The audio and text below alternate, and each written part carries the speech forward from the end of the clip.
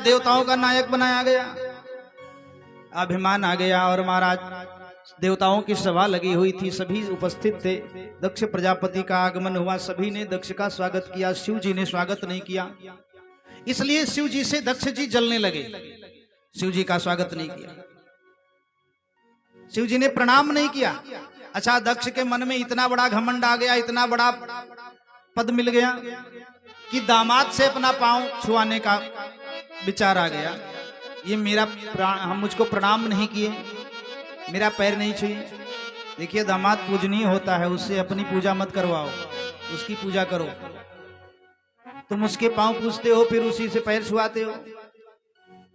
लेकिन दक्ष के मन में ये भावना आ गई, तो दक्ष ने भगवान शंकर जी को बड़ा उल्टा सीधा कहा, अरे शमशान की बबूत लगाने वाला, भूत प्रेतों के साथ रखने वाला, ये क्या जाने। इसे भगवान का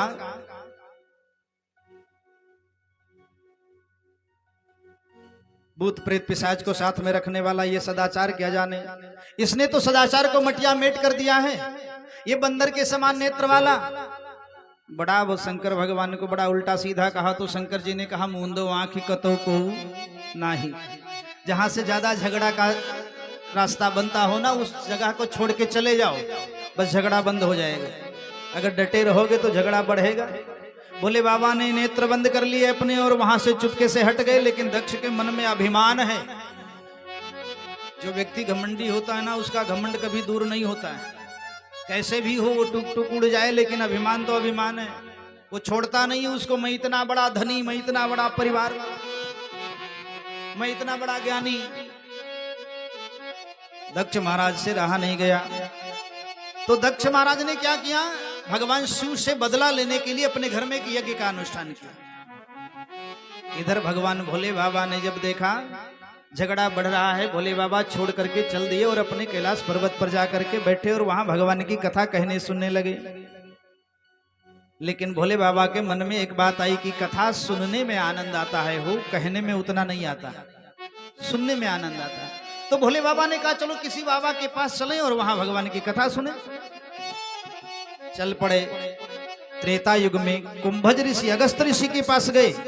एक बार त्रेता युग माही, शंभु गए कुंभज ऋषि पाही। संग सती जग जननी भवानी, पूजे ऋषि अखिलेश्वर जानी।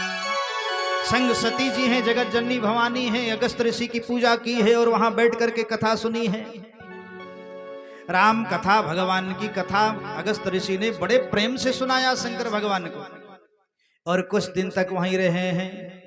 मुनि सन विदा मांगे त्रिपुरारी, चले भवन संग दक्ष कुमारी। जब कथा सुनने के लिए सती जी निकली तो कितना नाम रखा बाबा जी ने, सती जगत जननी भवानी। लेकिन जब सुन करके लौटी तो क्या नाम कहते हैं, दक्ष के बिटिया जाती हैं।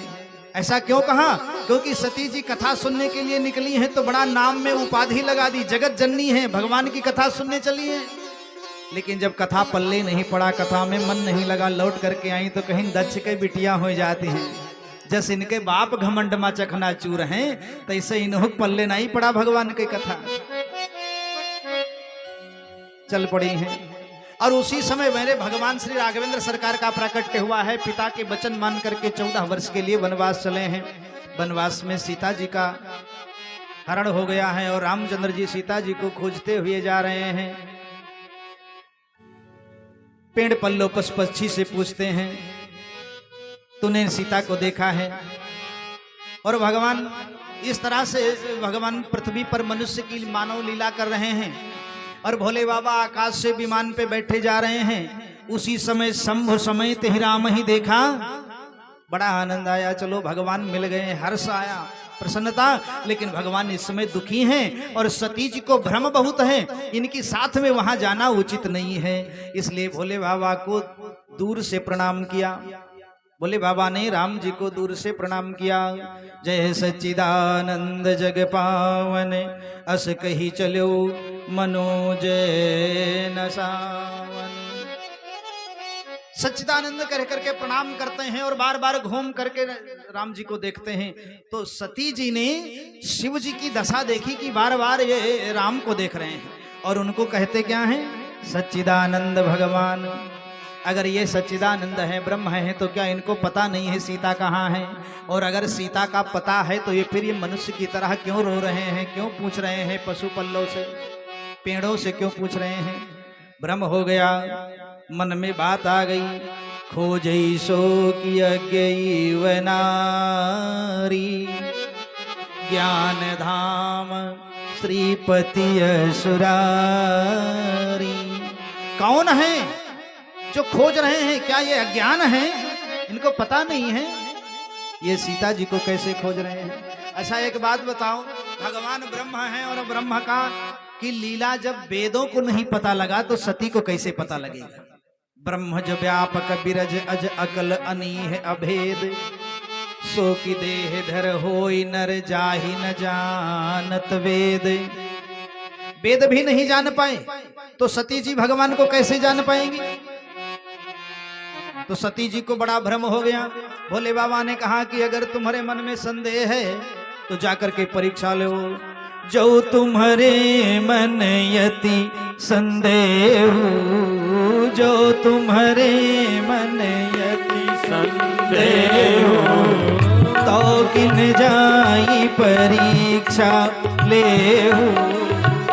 तो तुम जाई परीक्षा लेहु। तब लगी बैठे अहूँ बट छाही, तब लगी बैठे अहूँ बट छाही। जब लगी तुम यही हो मोहि पाही, जब लगी तुम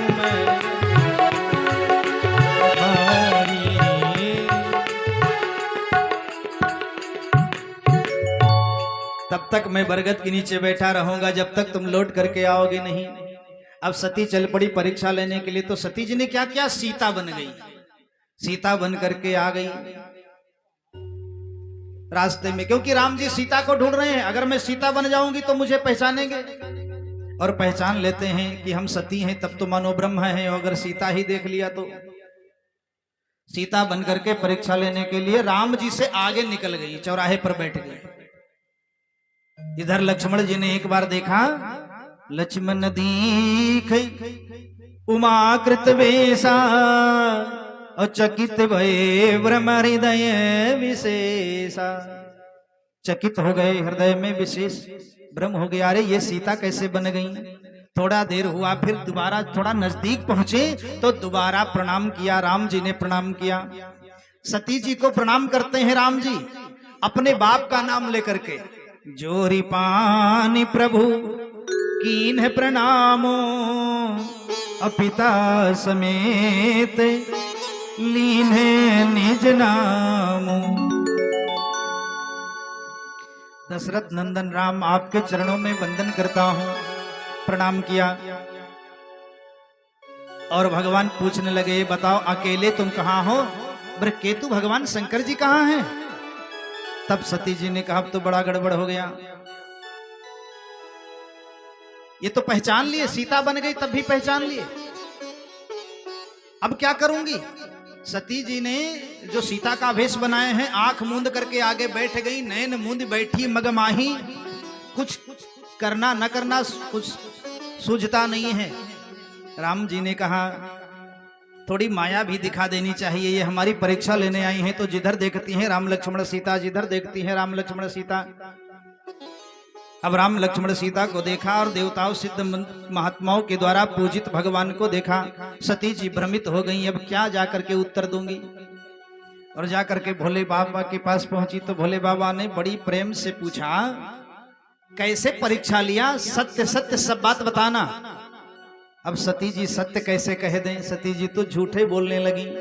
कछु न परीक्षा लीन है गोसाई, और कीने प्रणाम तुम्हारी नाई। जैसे तुमने प्रणाम किया वैसे ही मैंने भी प्रणाम किया, बस ऐसे ही, परीक्षा कोनो विधि से नहीं लिया। बोले बाबा ने कहा कि अगर ऐसे ही प्रणाम करना था तो फिर वहां जाने की जरूरत क्या थी, क्यों गई वहां? बोले बाबा ऐसे ही सोच रहे हैं, वहां जाने की आवश्यकता क्या थी? और ध्यान लगा करके देखा तो सती ने सीता का रूप बना लिया। शंकर जी ने मन ही मन प्रतिज्ञा कर लिया कि जो अब करऊं सती सन प्रीति और मिटई भक्ति पथ होई अनीति। भक्ति का पथ मिट जाएगा, अनीति हो जाएगी। इसलिए भोले बाबा ने कहा जागता रहूंगा तो ये फिर स्वामी कहेंगे, हमको प्रिय कहना पड़ेगा। इसलिए मूंदो आँखी कतो को नाही, आंख मूंद लिया और भगवान का भजन करने लगे भगवान की कथा, आंख मूंद करके समाधि में लग गए। सती जी ने मन ही मन सती जी को पता लग गया कि जरूर कुछ गड़बड़ हुआ है, और भोले बाबा ने वो हमसे क्रोधित हो गए हैं, लेकिन अब क्या करें, मिलना तो जरूर है। धीरे धीरे 87,000 वर्ष बीत गए। भगवान शंकर जी की समाधि टूटी और शंकर जी भगवान राम की कथा कहने और सुनने लगे। जैसे भगवान की कथा कहते सुनते हैं तो जिसका मन कथा में नहीं लगता है ना, वो तो इधर उधर देखता है। सती जी का मन आज भी नहीं लग रहा है कथा में। तो ऊपर की तरफ दृष्टि डाली, एक विमान पर बैठे हुए सभी लोग जा रहे थे। सती जी ने पूछा ये विमान में कौन कौन? बोली ये सब देवता मुनि महात्मा सब जा रहे हैं। कहाँ जा रहे हैं? आपके पिता के घर जा रहे हैं, यज्ञ का अनुष्ठान हुआ है। सती जी ने कहा तो हम भी चलेंगे। भोले बाबा ने बहुत मना किया, लेकिन सती जी मानी नहीं, चल पड़ी। दूतों को भेज दिया, जाओ इनको लेकर के भेजाओ। दूत लोग गए भेजने के लिए, और वहां देखा सती जी ने कि मेरे पति का इतना बड़ा अपमान। तो सती जी ने योग अग्नि से अपने शरीर को हवन कुंड में जला करके भस्म कर दिया। ये बात नारद बाबा को अच्छी नहीं लगी। नारद बाबा ने भोले बाबा से कह दिया कि सती जी ने शरीर का त्याग कर दिया। जैसे ही शरीर का त्याग कर दिया, भोले बाबा ने सुना, भोले बाबा ने अपनी जटाओं से एक बाल निकाला, पत्थर पर पटका, वीरभद्र की उत्पत्ति हो गई। और वीरभद्र से कहा जाकर के दक्ष के यज्ञ को विध्वंस कर दो। अब दक्ष के यज्ञ को विध्वंस करने के लिए सब लोग चल पड़े। बोले वहां के बिहारी सरकार की जय हो। वीरभद्र और भद्रकाली ने पूरे दक्ष के यज्ञ को विध्वंस कर दिया, मलमूत्र त्याग दिया। जो मिले उनको काट डाला, किसी की दाढ़ी उखाड़ ली, किसी के कान उखाड़ लिए, किसी को। अब सभी लोग भगवान की स्तुति करते हुए भोले बाबा से कहते हैं, बाबा रक्षा करो। वेद वंदनीय दक्ष यज्ञ के विनाशी प्रभु, महिमा अपार तीनों लोक में तिहारी है। त्रिपुर विदारक अखिल लोक पालक प्रभु, करुणा कर नाम रोग शोक भयहारी है। आया हूँ शरण मोहि करहु, अभय करहु नाथ, जगते निराश पे भरोसो तेरो भारी है। और काम के जितैया भव जाल के मिटैया नाथ, नैया करो पार यही अर्जी हमारी है। सब लोग दौड़ पड़े भगवान भोले बाबा के यहाँ कैलाश पर्वत, और बाबा से कहते हैं जय हो भोलेनाथ की जय हो। जय जयकार लगाया, और सभी लोग कहते हैं बाबा की शरण में आओ, ये तो बड़े भोलेनाथ हैं, क्षण भर में प्रसन्न होते हैं, चलो बाबा के पास। किसी ने कहा कृपा कौन करेगा? बोले बाबा कृपा करेंगे, चलो उनके पास। बाबा कैसे हैं? किसी ने कहा बड़े सुंदर हैं। अरे जिनकी जटाओं में गंगा की धार, जिनके गले में है मुंडों की माल, जिनकी जटाओं में गंगा की धार, जिनके गले में है मुंडों की माल, बड़े ही निराले हैं मेरे भोले बाबा, बड़े भोले भाले हैं मेरे भोले बाबा। जिनकी जटाओं में गंगा की धार, जिनके गले में है मुंडों की माल, बड़े ही निराले हैं मेरे भोले बाबा, बड़े भोले भाले हैं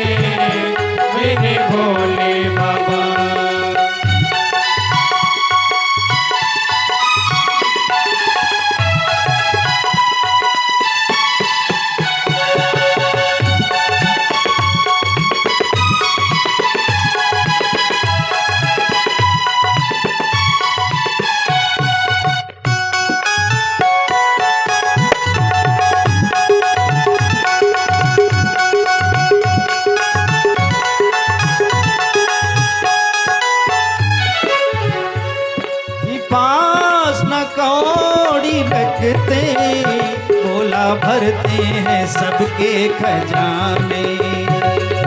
पास न कौड़ी रखते, भोला भरते हैं सबके खजाने।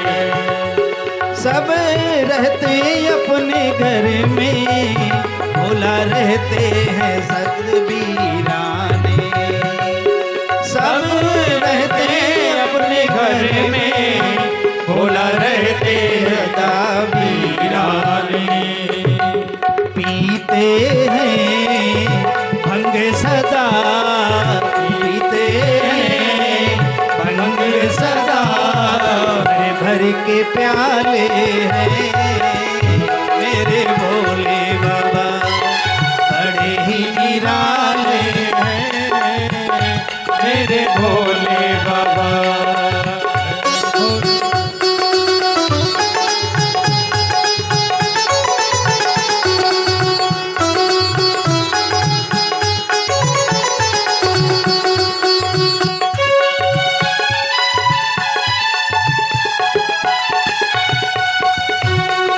बड़े ही निराले हैं मेरे भोले बाबा। बड़े ही निराले हैं मेरे भोले बाबा। आओ मेरे बाबा, मैं तो बैठा हूँ आसन लगाए। आओ मेरे बाबा, मैं तो बैठा हूँ आसन लगाए। ओ मेरे भोले बाबा, मैं तो बैठा हूँ पलकें बिछाए। ओ मेरे भोले बाबा, मैं तो बैठा हूँ पल के बिछाए। पीते हैं भंग सदा, पीते हैं भंग सदा, भर भर के प्याले हैं बोले भूत भोलेनाथ भगवान की। भोले भाले हैं मेरे भोले बाबा। जिनकी जटाओं में गंगा की धार, जिनके गले में है मुंडों की माल, जिनकी जटाओं में गंगा की धार, जिनके गले में मुंडों की माल। बड़े सीधे साधे हैं मेरे हर हर महादेव। बड़े भोले भाले हैं मेरे भोले बाबा, जग से निराले हैं मेरे भोले बाबा।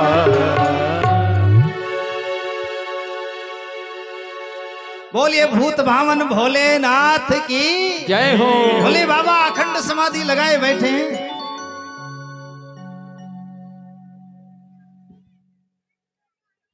सती जी योग अग्नि से अपने शरीर को भस्म कर देती हैं हवन कुंड में, और मरते मरते भगवान भोले बाबा से केवल एक ही वरदान मांगा, जन्म जन्म शिव पद अनुरागा। सती मरत हर सनवर मांगा, और जन्म जन्म शिव पद अनुरागा। जन्म जन्मांतर तक शिव जी के चरण कमलों का प्रेम मिले, और तेहि कारण हिम गिरि गृह देवताओं का नायक बनाया गया।